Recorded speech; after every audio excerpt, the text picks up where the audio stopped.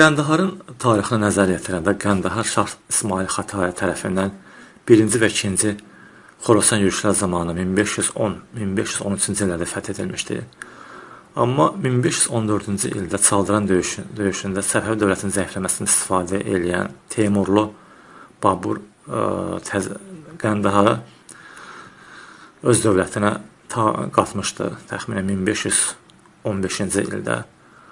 Düz bu Şah 1-ci Təhmasibin 3-cü Xorasan yürüşünə kimi belə davam etmişdi.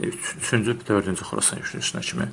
Təxminən 1515-ci ildə 1537-ci ilə kimi 32 il ərzində Qəndahar Teymurların, yəni sonradan yaranan Böyük Moğol İmperiyasına qatılmışdı.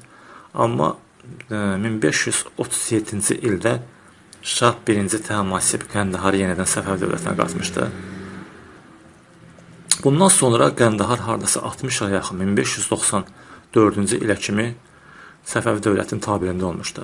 Amma özbəklərin 90-cı illərdə Xorasan yürüşü zamanı Səfəvi dövləti Qəndaharı yenidən itirmiş. Təxminən 1593-94-cü illərdə özbəklər Qəndaharı Səfəv dövlətinə işğal etmişdi. Amma bir müddət sonra Böyük Moğol İmperiyası özbəklərdən təzədən özünə qatmışdı Qəndahar şəhərini. 1521-ci ilə kimi belə davam etmiş. Deməli, 1501-ci ildə 1621-ci ilə kimi 121 il ərzində 60 ilə yaxın Qəndahar Səfəvi dövlətinin, təxminən 50 ilə yaxın Böyük Moğol İmperiyasının, təxminən 10-15 ildə Özbək və yaxud Teymurlu dövlətinin tabeliyində olmuşdu. Amma Qəndahar uğrunda döyüşlər necə başladı? 1621-ci ildə Səfəvi dövlətinin Fərah və Sistan əmirləri qəflətən Qəndaharı fəth etmək istəyirlər, Qəndahara yürüş edirlər. Qəndaharın hakimi Böyük Moğol İmperiyasının hakimi Şanibay xan Cağatay idarə edirdi, Qəndahar hakimi idi.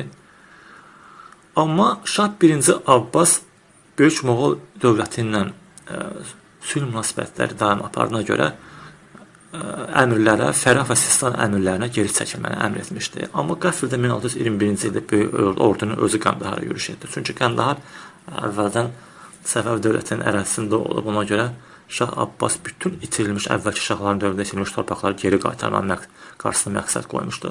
1621-ci ildə Şah 1-ci Abbas Qəndahara böyük ordudan yürüş elədi. Qəndaharı o dövrdə Moğol hakimləri, Şanibay xan Cağatay Moğol hakimi idarə edir. Amma bir çox əmirlər var idi, Qəndaharı müdafiə edirdi. Bunlar Əbdüləziz xan idi, Şəmşir xan, Əliqulu Dürmən, Mirzə Fazil, Xacə Aftab, Şah Məhəmməd İbn Şanibay xan və Tulə xan Qəndaharı qoruyurdu.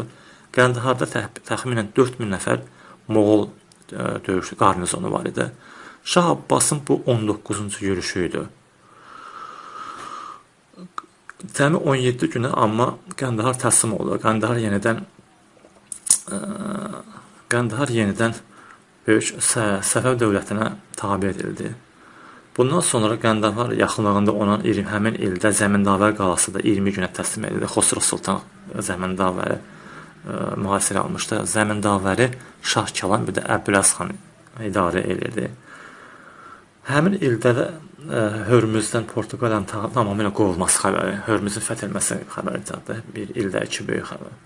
Sonra həm Qəndahar yürüşündən qayıdan zamanı Əfqanistan dağlarında yaşayan Firuzkuh tayfası Qızılbaş ordusunun qarşısını kəsib onları hücum elədi.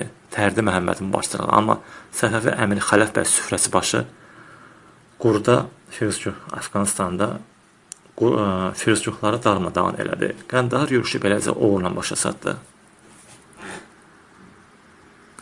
Bir söz deyim ki, 1537-45-ci ildə Qəndahar uğrunda Səfəvlərlə Böyük Moğol dövləti arasında müharibə getsə də, o dövrdə Moğol dövləti təzə yaranmışdı, 15 il yaranmışdı. Ona görə Şah 1-ci Təhmasibin üzərinə ordu çıxartmağa cəsarət etmirdilər, çəkinirdilər. Bu dəfə də belə oldu. Böyük Moğol dövləti böyük müharibəyə girişmədi Səfəvlərə. Çünki Şah 1-ci Abbasdan çəkinirdi. O dövrə kimi Şah 1-ci Abbas dünyanın ən böyük dövlətlərindən, orduları olan Osmanlı ordusunu dəfələrlə darmadağın etmişdi.